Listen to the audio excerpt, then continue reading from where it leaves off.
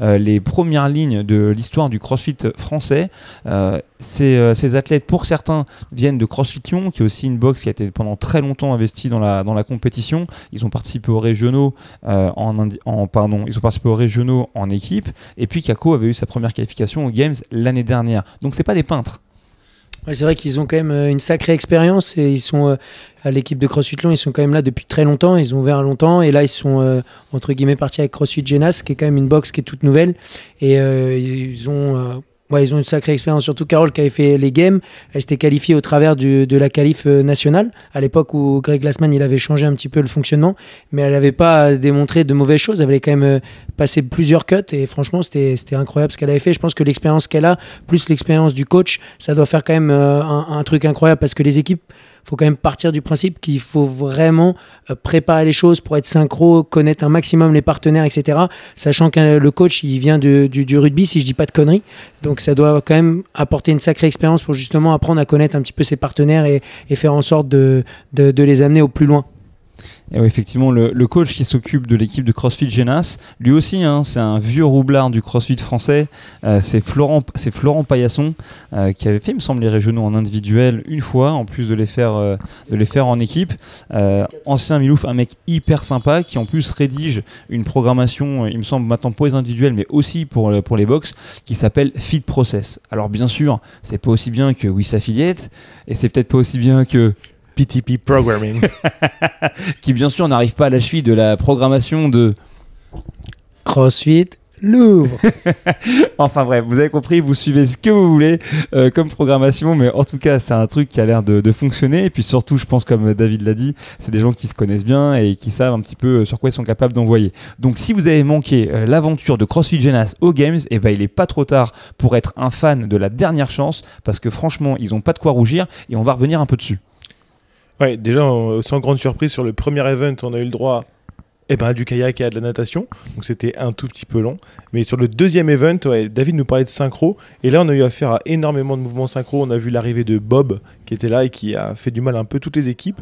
Et surtout de beaucoup de muscle bar synchro et de toast to bar synchro, là où CrossFit Genas s'en est bien sorti sur cet événement-là. Ouais, est-ce que tu peux expliquer un peu ce que c'est le Bob? Ou toi, David, il me semble que tu l'avais vu à Carson quand tu t'es déplacé au CrossFit Games. Ouais, en spectateur, précise-le quand même. En buveur de bière, on volait les bières du stand Progenex et on se les faisait passer dans un chapeau et on faisait que picoler. Ouais, à côté du mafieux. Oui, à côté. Ouais. On sait pas, on soupçonne qu'il est mafieux. Du coup, le Bob, ça vient de l'ancêtre, le Big Bob, si je dis pas de conneries. Donc c'est une sorte de sled où les 4 participants poussent en même temps, mais il va y avoir forcément, le poids va être réparti plutôt sur le centre, donc en fonction de la position qu'on va avoir au niveau du sled, ça va trouver une difficulté par rapport à si vous mettez des personnes fortes devant, etc. Donc je pense que c'est vraiment un travail de coordination, un petit peu comme quand on retrouve le worm, où il faut se positionner au bon endroit, travailler en même temps, pousser en même temps, et c'est ça la difficulté du Bob. Ouais, on a un mec comme ça qui nous sert de Bob, nous à CrossFit Louvre, qui s'appelle Emeric. Tu vois, c'est pareil, passer une certaine heure quand on fait des soirées, et pour le ramener chez lui, il faut le pousser. Le plus fort l'attrape par les bras, les autres par les jambes. En tout cas, c'est un outil assez cool et dans lequel on a besoin vraiment de beaucoup de cohésion pour être capable de le faire bouger, et en plus dans la bonne direction. Donc ouais, pas mal de synchro sur cette épreuve-là, mais aussi beaucoup de synchro et de stratégie sur l'event numéro 4. L'event numéro 4, c'est celui qui a clôturé la première journée de compétition pour les teams. Si vous n'avez pas eu l'occasion de regarder, franchement, aussi bien pour les images qui mettent vraiment en valeur CrossFit Genas, que aussi vraiment pour le suspense de cette épreuve, je vous invite à aller regarder l'event 4 des teams, qui est un composé de l'event des indives avec ce mélange de wall walk et de thruster. Ouais, c'était vraiment un super événement avec un format un petit peu différent, garçons et filles mêlés en synchro l'un et l'autre. On a eu le droit à une grosse remontada de Mayhem à la dernière seconde, donc je vous spoil un peu pour ceux qui ne l'ont pas encore vu, mais c'était quand même pas mal de frissons sur cet event aussi.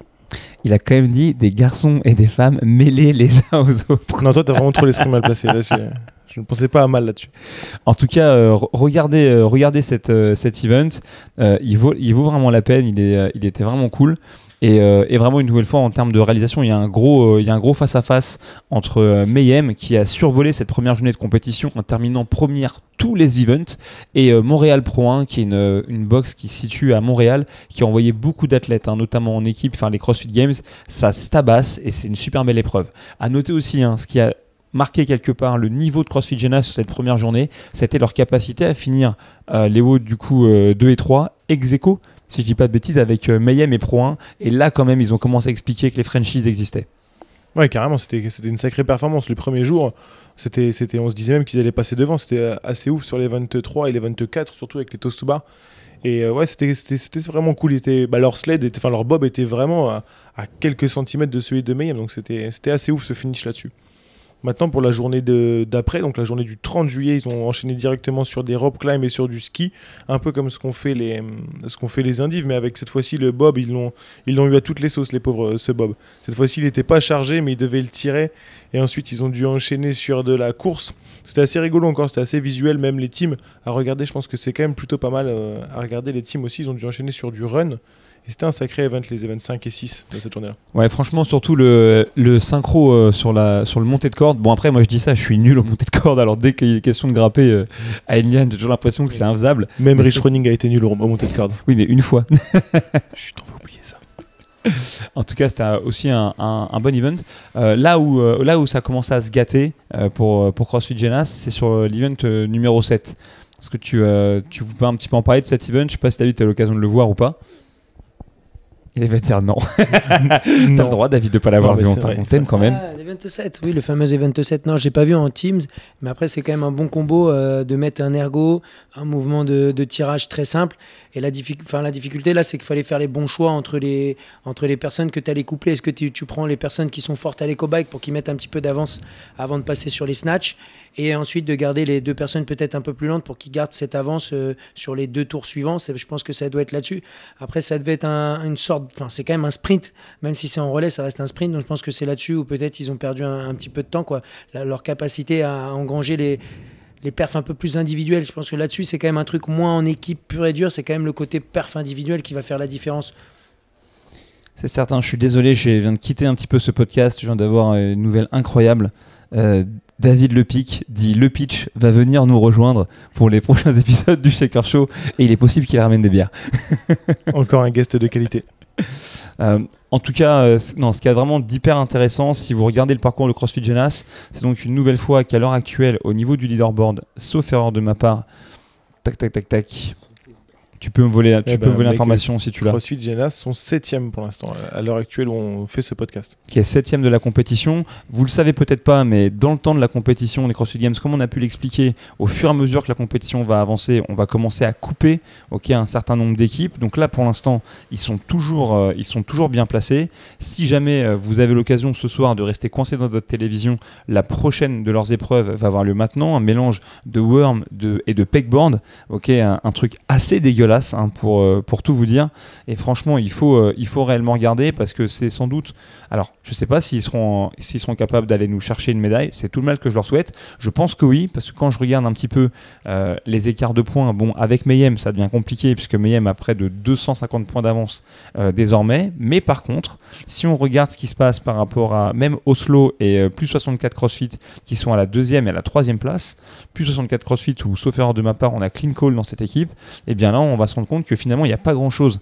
Il y a tout juste une centaine de points et en fait ça c'est vraiment rattrapable, d'autant plus que plus la compétition va avancer, plus les cuts vont arriver, plus les points vont se perdre et se gagner avec de la facilité. Et surtout qu'on va revenir sur des choses où CrossFit Jena sont quand même plus à l'aise. C'est des choses où il va y avoir beaucoup de synchro. Donc c'est quand même une équipe qui est très forte ensemble. C'est pas une somme d'individualité, c'est vraiment une équipe à laquelle on a affaire. Donc du coup là, ils vont vraiment être sur leur force là-dessus. Et le pegboard sera toujours une sacrée surprise de voir ceux qui en ont fait, de ceux qui n'en ont pas fait. Et très franchement, je pense que pour le pegboard, sur l'épreuve qu'on devrait voir là, en début de soirée, très franchement, moi je mise quand même un billet sur CrossFit Jena pour une raison simple. C'est quand même des petits gabarits les mecs. C'est-à-dire on se rend pas compte, mais je veux dire, mon Kako c'est un sacré morceau de bonne femme, mais toujours vraiment taillé, sèche. Lucas c'est pareil, c'est pas un mec qui doit faire plus de 90 kilos sur la balance, et par rapport à d'autres gabarits qu'il y a parfois en équipe où les mecs franchement c'est des monstres, c'est des poutres et tout, franchement on est sur des gabarits assez fins et je pense que ça peut vraiment les mettre à leur avantage. Après je sais pas ce qui pourrait leur donner aussi l'avantage éventuellement sur le peut-être la taille aussi sur le worm, parce qu'on a connu des bonnes équipes françaises où malheureusement ils n'avaient pas forcément tous la même taille et c'est quand même compliqué après pour gérer justement la synchro. Après il faut voir, comme le disait Gauthier, leur performance sur le pegboard, parce que c'est là où ça va quand même faire une différence. Et après les burpees qui sont plus là un petit peu en attente pendant que la personne elle travaille dur sur ce fameux pegboard qui avait mis à mal la première année où ils avaient mis ça en place. Ça c'était quand même une sacrée folie. 2015, Ben Smith champion. Tu te Et rappelles Mayhem qui avait gagné à cette époque-là encore et toujours. Et un petit peu de culture G pour vous, si jamais vous le saviez pas. Est-ce que tu peux raconter, David, comment est-ce qu'il avait été annoncé l'arrivée du pegboard pour les athlètes qui n'avaient aucune idée de ce que c'est? Tu te rappelles ou pas? Moyennement. Alors, mais rappelle-toi, tennis stadium. Ça, je me souviens parce que je crois que j'avais pris encore une insolation. Le rig. Ouais. Avec une bâche. Ouais, ça, si je me souviens de la bâche, ouais. Et après, mais je crois que c'est Dave Castro lui-même qui avait fait la démo de ce truc-là. Et il était monté, il était redescendu, et les athlètes, ils avaient trouvé ça facile. Et pourtant, dans les premiers, et je pense qu'il me semble que si je dis pas de conneries, Matt Fraser, il perd les games là-dessus face à Ben Smith.